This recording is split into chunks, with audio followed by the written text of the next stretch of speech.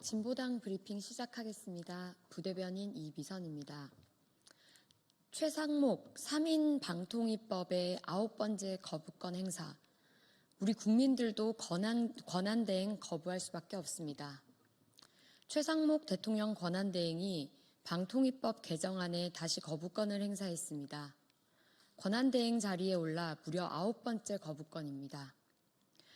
우리 국민에 대한 직접적, 노골적 거부의 다름 아닙니다. 그렇다면 우리 국민 또한 권한대행을 거부할 도리 외에 다른 길은 없습니다. 개정안이 방통위 정상 운영을 어렵게 한다고 주장하지만 우리 국민들이 보기에는 거부권을 남발하여 방통위 정상화를 노골적으로 방해하겠다는 수작일 뿐입니다.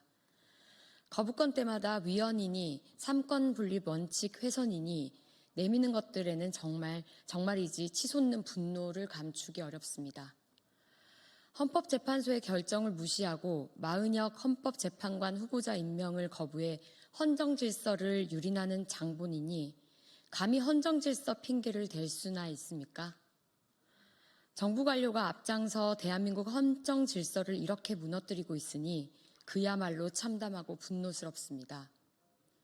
권력을 남용하며 삼권 분립을 훼손하는 행위는 더 이상 용납될 수 없습니다.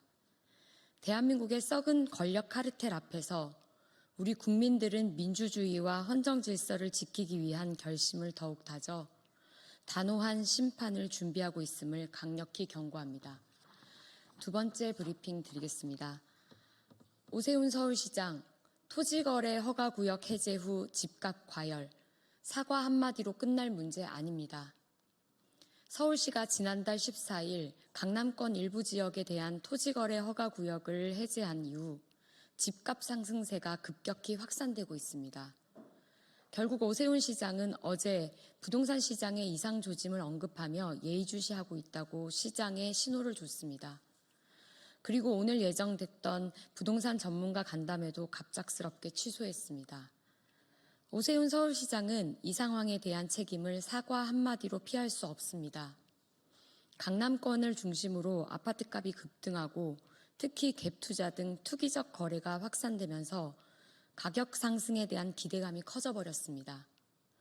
내란 상황으로 인한 경기 침체로 서민들의 부담은 가중되고 있는 와중에 집값마저 폭등하면 심각한 가계부채 문제는 더욱 악화될 수밖에 없습니다. 토지거래 허가구역 제도는 투기적 거래를 차단하고 지역의 부동산 시장 안정을 꾀하기 위해 도입된 중요한 규제였습니다.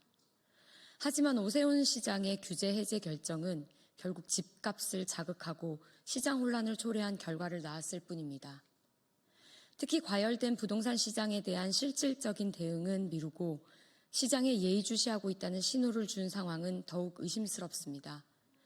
혹시 대권을 준비하며 부동산 투자자들을 위한 선물이었습니까?